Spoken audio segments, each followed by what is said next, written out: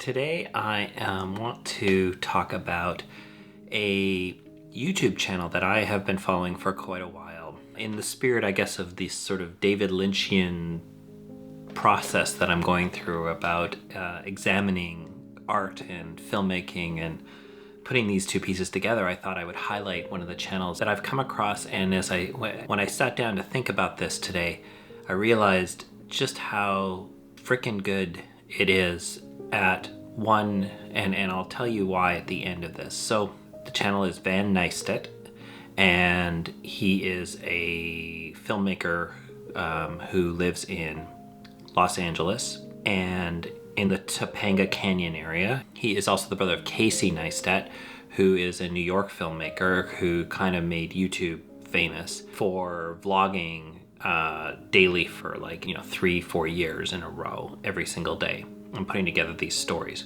And what I admire about both of them, both these brothers, is their ability to distill the concept of storytelling into YouTube videos and to actually do what we as filmmakers are trying to do all the time. We're always trying to elevate and tell fantastic stories about the human condition and represented in science fiction and genre and all these other things. If you ever watch either of these two brothers' channels, you see storytelling at its just absolute finest, its minimalist finest. I don't want to talk about Casey Neistat because, while he might be the more famous of the two, Van Neistat has a fantastic storytelling touch, and it is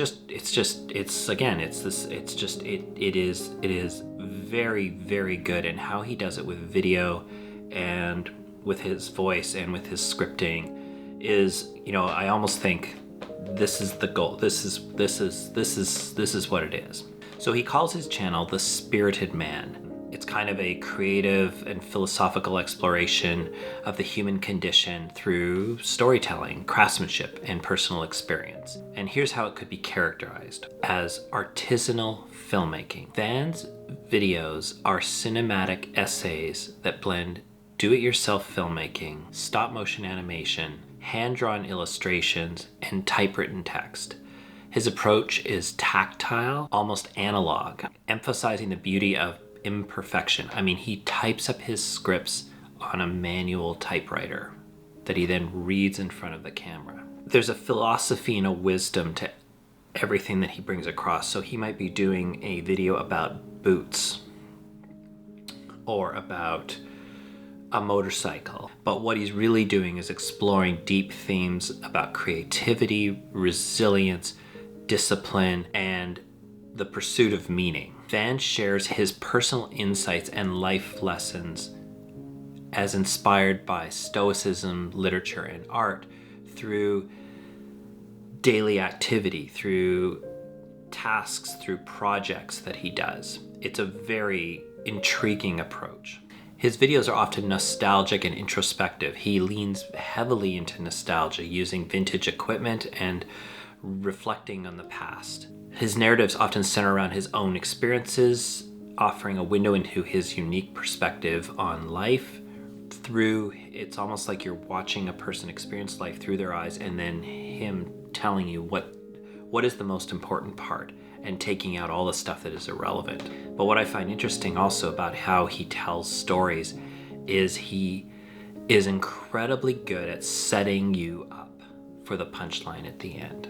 And he has a way of introducing a thesis, introducing a topic, giving you the entertaining aspects of things, like him learning how to do a wheelie on a motorcycle, for example, and how that leads to him answering the question that he asked at the beginning of the video. Casey, his brother, also does this. He's fantastic at doing this. And one video I recommend you watch is Casey's video about running marathons. And I'll put a link to it in the description below, but it is a fantastic video. And I'm also going to put a link to a couple of Van Neistat's videos that I think you should also check out. Van also focuses heavily on the craft of filmmaking, the craft of storytelling. His videos celebrate craftsmanship and the value of physical labor. He's very much about learning how to do things yourself, fixing things. These are sort of these, what it means to be human being style techniques, like just learning how to do things by hand. Van repairs machines, he builds things, and he shows you how he's building them, and he has a reason for why he's building things. He ties these acts of creation to larger philosophical ideas. His videos are personal and they are raw. He has a great video on a trip to Mexico where he was pulled over by cartel, and it is gripping. It has you going from the beginning to the end. His videos feel very personal, often revealing his vulnerabilities, his struggles, and his joy. And then finally, one of the key components of Van's videos are their pacing and the atmosphere that he creates. It has a very meditative pace. His voice is very poetic. He's not afraid to slow down. He's not afraid to speed up. He's not afraid to bring you information and drip it out to you bit by bit and let you figure out the pieces in between. He uses soothing music. He has a minimalist narration and deliberate visuals to create a calm and reflective atmosphere. He also doesn't do what I'm doing, which is have a video where he is consistent, where he just talks to the camera. I mean, everything is supplemented by some kind of a visual metaphor for what's going on. I think that once I start doing these videos on a weekly basis and I start interjecting B-roll and all these other elements, graphic elements to the videos, that the stylistic approach that he takes is something that I would like to start to weave into the craft of making a YouTube video.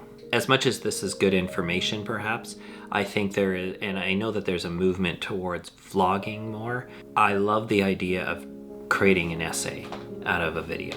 The essence of Van Neistat's channel is this sort of blend of personal storytelling, practical philosophy, and artistic expression. It's aimed at viewers seeking inspiration, wisdom, and a reminder of the beauty of everyday life. And that leads me to the video that I recommend right now. His video that he just posted, I believe a day ago, is a video called Catastrophe. Remember I said before that he lives in Los Angeles in the Topanga Canyon area. Well, it's January, and if you are watching this down the road, you'll know what's going on in Los Angeles in January of 2025, near and around Topanga Canyon. I invite you to click on the link to watch that video. I'll actually put that link up here and in the show notes. And I wish you a good evening.